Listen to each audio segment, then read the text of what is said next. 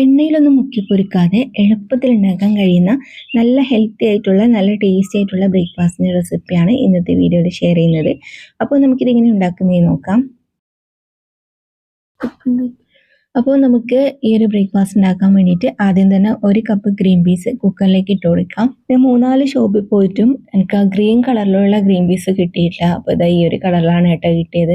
ഈ ഒരു പാക്കറ്റിൽ ഇങ്ങനെയാണ് ഒട്ടുമിക്ക കടയിലും കിട്ടുന്നത്. നിങ്ങളുടെ നാട്ടിലും ഇങ്ങനെ തന്നെയാണോ? മറ്റേതിന് വില കൂടുതലായതുകൊണ്ട് അവർ ഷോപ്പിൽ കൊണ്ടുവരുന്നില്ല എന്നാണ് പറഞ്ഞത്. അപ്പോൾ എന്തായാലും നമ്മളിത് കുക്കറിലേക്ക് ഇട്ട് കൊടുത്തിട്ടുണ്ട്. അതിലേക്ക് നമുക്ക് കുറച്ച് വെള്ളം ഒഴിച്ചിട്ട് ആദ്യം നമുക്കിത് വേവിക്കാൻ വേണ്ടിയിട്ട് വെക്കാം. ഒരു 3-4 വിസിലടിക്കുമ്പോൾ തന്നെ ഇത് വെന്ത് കിട്ടും. ഇത് ഫ്രോസൺ ആണ് കേട്ടോ. അപ്പോൾ അത് വേവുന്ന സമയം കൊണ്ട് നമുക്കൊരു പാത്രം അടുപ്പിലേക്ക് വെച്ചിട്ട് അതിലേക്ക് 1.5 കപ്പ് വെള്ളം ഒഴിച്ചു കൊടുക്കാം. ഇനി നമുക്ക് അതിലേക്ക് ആവശ്യത്തിനുള്ള ഉപ്പ് ചേർത്ത് കൊടുക്കാം. എന്നിട്ട് 1/2 ടീസ്പൂണ് ചെറിയ ജീരകവും 1/2 ടീസ്പൂണ് എള്ളും പിന്നെ കുറച്ച് ചില്ലി ഫ്ലേക്സും ചേർത്ത് കൊടുക്കുക. എന്നിട്ട് അതിൻ്റെ കൂടെ തന്നെ നമുക്ക് കുറച്ച് മല്ലിയില കൂടി കട്ട് ചെയ്തിട്ട് ഇട്ട് കൊടുക്കുന്നുണ്ട്. അപ്പോൾ ചില്ലി ഫ്ലേക്സ് ഇല്ലെങ്കിൽ ഇതേപോലെ ഒരു ചുവന്ന മുളക് എടുത്തിട്ട് ഒന്ന് മിക്സിയിൽ ഒന്ന് അടിച്ചെടുത്താലും മതി. അപ്പോൾ ഇതെല്ലാം നമ്മൾ ചേർത്തതിന് ശേഷം ഈ വെള്ളം തിളച്ച് വരുന്ന സമയത്ത് നമുക്കതിലേക്ക് 1 കപ്പ് റവ ഇട്ട് കൊടുക്കാം. റവ വറുത്തതോ വറുക്കാത്തതോ ഏത് വേണമെങ്കിലും ചേർത്ത് കൊടുക്കാം കേട്ടോ. അപ്പോൾ റവ ചേർത്തതിന് ശേഷം നമ്മൾ ഇതേപോലെ നന്നായിട്ടൊന്ന് മിക്സ് ആക്കിയിട്ട് കൊടുക്കുക. ഇനി നമ്മൾ ലോ ഫ്ലെയിമിലാക്കി കൊടുക്കണേ. എന്നിട്ട് ഇതേപോലെ മിക്സ് ആക്കിയിട്ട് ഇതിൻ്റെ വെള്ളം മൊത്തം വറ്റിച്ചിട്ട് ഡ്രൈ ആക്കിയിട്ട് എടുക്കണം. അപ്പോൾ ഇതേപോലെ നമ്മൾ കുറച്ച് സമയം മിക്സ് ആക്കി കഴിയുമ്പോൾ നമുക്ക് നല്ല മാവ് പോലെ റെഡി ആയിട്ട് കിട്ടും. നമ്മുടെ ചപ്പാത്തി മാവൊക്കെ പോലെ ഇത് റെഡി ആയിട്ട് കിട്ടും. ഇനി നമുക്ക് ഫ്ലെയിം ഓഫ് ആക്കിയിട്ട് ഇതിൻ്റെ ചൂട് പോകാൻ വേണ്ടിയിട്ട് മൂടി വെക്കാം. അപ്പോഴേക്കും ഇതാ നമ്മുടെ ഗ്രീൻ പീസ് എല്ലാം നല്ലോണം വെന്തിട്ടുണ്ട്. അത് നമുക്ക് ഒരു അരിപ്പയിലേക്ക് ഇട്ട് കൊടുക്കാം. എന്നിട്ട് ഇതിൻ്റെ ചൂടെല്ലാം പോയതിന് ശേഷം നമുക്ക് ഇത് മിക്സി ജാറിലിട്ടിട്ട് ഒന്ന് അരച്ചെടുക്കണം. ഇത് അരച്ചെടുത്തതിന് ശേഷം നമുക്ക് ഒരു ബൗളിലേക്ക് മാറ്റി കൊടുക്കാം.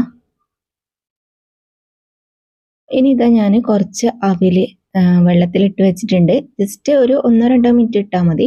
അതൊന്ന് കുതിർന്ന് വരട്ടെ. ആ സമയം കൊണ്ട് നമുക്ക് ഈ നമ്മൾ അരച്ചു വെച്ചതിലേക്ക് ആവശ്യത്തിനുള്ള ഉപ്പിട്ട് കൊടുക്കാം. പിന്നെ ഒരു ഉള്ളിയും ഒരു പച്ചമുളകും പിന്നെ കുറച്ച് മല്ലിയിലയും അതേപോലെ തന്നെ കുറച്ച് ഇഞ്ചി വെളുത്തുള്ളിൻ്റെ പേസ്റ്റും അത് നമുക്ക് ഇതിലേക്ക് ഇട്ട് കൊടുക്കാം. ഉള്ളി നല്ല ചെറിയതായിട്ട് കട്ട് ചെയ്യണേ. അപ്പോൾ ഇത് മൊത്തം നമ്മൾ ഇതിലേക്ക് ഇട്ട് കൊടുക്കുക. എന്നിട്ട് നമ്മൾ അവില് കുതിരാൻ വെച്ചിട്ടുണ്ടല്ലോ അത് നമുക്ക് അതിൻ്റെ വെള്ളം മൊത്തം പിഴിഞ്ഞെടുത്തതിന് ശേഷം ഇതിലേക്ക് ഇട്ട് കൊടുക്കാം. ഇനി നമ്മൾ ആവശ്യത്തിനുള്ള ഉപ്പും 1/4 ടീസ്പൂണ് മഞ്ഞൾപ്പൊടിയും 1/2 ടീസ്പൂണ് മല്ലിപ്പൊടിയും 1/2 ടീസ്പൂണ് തന്നെ മുളക് പൊടിയും പിന്നെ കുറച്ച് ഗരം മസാലപ്പൊടി ഇട്ട് കൊടുക്കുക. എന്നിട്ട് ഇത് നല്ലോണം ഒന്ന് കുഴച്ചെടുക്കണം. പിന്നെ നമ്മൾ ഗ്രീൻ പീസ് വേവിക്കുന്ന സമയത്ത് ഉപ്പൊന്നും ചേർത്ത് കൊടുത്തിട്ടില്ല. അപ്പോൾ അതിനും മസാല ഒക്കെ കൂടിയിട്ടുള്ള ഉപ്പ് ചേർത്ത് കൊടുക്കണേ. അപ്പോൾ നമ്മൾ ഇതുപോലെ നന്നായിട്ട് കുഴച്ചെടുത്തതിന് ശേഷം നമ്മളിതിന്ന് കുറച്ച് മാവ് എടുത്തിട്ട് ഇതേപോലെ ഉരുളകളാക്കിയിട്ട് വെക്കാം. അപ്പോൾ ഇതാ ഈ ഒരു സൈസിലുള്ള ബോൾസ് നമ്മൾ റെഡിയാക്കിയിട്ട് മാറ്റി വെക്കാം. ഇപ്പോൾ നമ്മുടെ ആ ഒരു റവൻ്റെ ചൂടെല്ലാം പോയിട്ടുണ്ട്. ഇനി നമുക്ക് ഇതും നന്നായിട്ടൊന്ന് കുഴച്ചെടുക്കണം. അപ്പോൾ ഇത് നമുക്കും ചപ്പാത്തി മാവ് പോലെ നന്നായിട്ട് തന്നെ കുഴച്ചെടുക്കാൻ വേണ്ടി പറ്റും കേട്ടോ. അപ്പോൾ ഇതുപോലെ കുഴച്ചെടുത്തതിന് ശേഷം നമുക്ക് ഇതൊന്നും കുറച്ച് മാവ് എടുത്തിട്ട് ബോളാക്കിയിട്ട് എടുക്കാം. അപ്പോൾ നമ്മൾ മസാലൻ്റെ ബോൾ കുറച്ച് ചെറുതും പിന്നെ ഈ റവൻ്റെത് കുറച്ച് വലുതും ആയിട്ടാണ് ഉണ്ടാക്കേണ്ടത്. അപ്പോൾ ഇതിൻ്റെത് ഞാൻ 10 ഉണ്ടാക്കിയിട്ടുണ്ട്. മറ്റേത് കുറച്ച് കൂടുതലുണ്ട് കേട്ടോ. അത് കുറച്ച് നമ്മൾ ചെറുതാണല്ലോ ഉണ്ടാക്കിയത്. അപ്പോൾ ഇത് രണ്ടും ബോൾസ് ആക്കി എടുത്തതിന് ശേഷം നമുക്ക് ഈ ഒരു ഉണ്ട എടുത്തിട്ട് ഇതേപോലെ കയ്യിൽ വെച്ചിട്ട് ഒന്ന് പരത്തി കൊടുക്കണം. ഇതേപോലെ നന്നായിട്ടൊന്ന് പ്രസ് ചെയ്ത് കൊടുത്തു കഴിഞ്ഞാൽ നമുക്ക് ഇതേപോലെ പരത്തിയെടുക്കാൻ വേണ്ടി പറ്റും. എന്നിട്ട് മറ്റേ ബോൾ എടുത്തിട്ട് ഇതിൻ്റെ നടുക്കായിട്ട് വെച്ച് കൊടുക്കുക. എന്നിട്ട് ഇതേപോലെ നന്നായിട്ടൊന്ന് പ്രസ് ചെയ്ത് കൊടുത്തിട്ട് ഒന്ന് ലോക്ക് ചെയ്ത് വെക്കുക. നമ്മൾ നടുക്ക് മസാല വെച്ച് കൊടുത്തിട്ട് ഈ സൈഡിൽ നിന്ന് ഇതേപോലെ ഇങ്ങനെ അമർത്തി നടുക്കോട്ട് കൊണ്ടുവന്നിട്ട് ഇതേപോലെ ഒന്ന് പ്രസ് ചെയ്ത് കൊടുത്തിട്ട് ബോളാക്കിയിട്ട് എടുത്താൽ മതി. അപ്പോൾ ഇത് ഒരെണ്ണം റെഡി ആക്കിയിട്ടുണ്ട്. ഇതേപോലെ തന്നെ നമ്മൾ ബാക്കിയെല്ലാം റെഡി ആക്കിയിട്ട് വെക്കാം. ഇനിയിപ്പോൾ നമ്മളിത് ഫ്രൈ ചെയ്യാൻ പോകുന്നത് ഉണ്ണിയപ്പച്ചട്ടിയിലാണ്. അപ്പോൾ ഉണ്ണിയപ്പച്ചട്ടി നമ്മൾ അടുപ്പിലേക്ക് വെച്ച് കൊടുത്തതിന് ശേഷം നമ്മൾ എല്ലാ ബോൾസും ഇതിലേക്ക് വെച്ച് കൊടുക്കുക. ഇത് ഇങ്ങനെ തന്നെ ഫ്രൈ ചെയ്യുക, എണ്ണൻ്റെ ആവശ്യമൊന്നുമില്ല. എന്നാലും വേണമെങ്കിൽ നമുക്ക് ഒരു സ്പൂണോ മറ്റോ ഓയിൽ ഇതിൻ്റെ മുകളിലേക്ക് ഇങ്ങനെ കുറച്ചൊന്നാക്കി കൊടുക്കുക.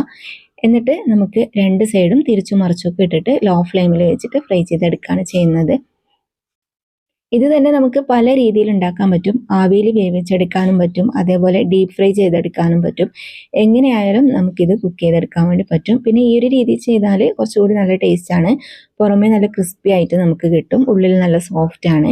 അപ്പോൾ നല്ല ടേസ്റ്റി ആയിട്ടുള്ള ബ്രേക്ക്ഫാസ്റ്റ് ആണ്, അതേപോലെ തന്നെ ഹെൽത്തി ആയിട്ടുള്ള ഒരു ബ്രേക്ക്ഫാസ്റ്റ് ആണ്. അപ്പോൾ എല്ലാവരും ട്രൈ ചെയ്ത് നോക്കുക. ഇന്നത്തെ ഈ ഒരു വീഡിയോ നിങ്ങൾക്ക് ഇഷ്ടപ്പെട്ടു എന്ന് വിചാരിക്കുന്നു. വീഡിയോ ഇഷ്ടപ്പെട്ടാൽ മറക്കാതെ ലൈക്കും ഷെയറും കമൻറ്റും ചെയ്യുക. സബ്സ്ക്രൈബ് ചെയ്ത് കാണുന്നവരാണെങ്കിൽ സബ്സ്ക്രൈബ് ചെയ്ത് സപ്പോർട്ടും കൂടി ചെയ്യണേ. അപ്പോൾ നല്ലൊരു വീഡിയോ ആയിട്ട് നമുക്ക് വീണ്ടും കാണാം.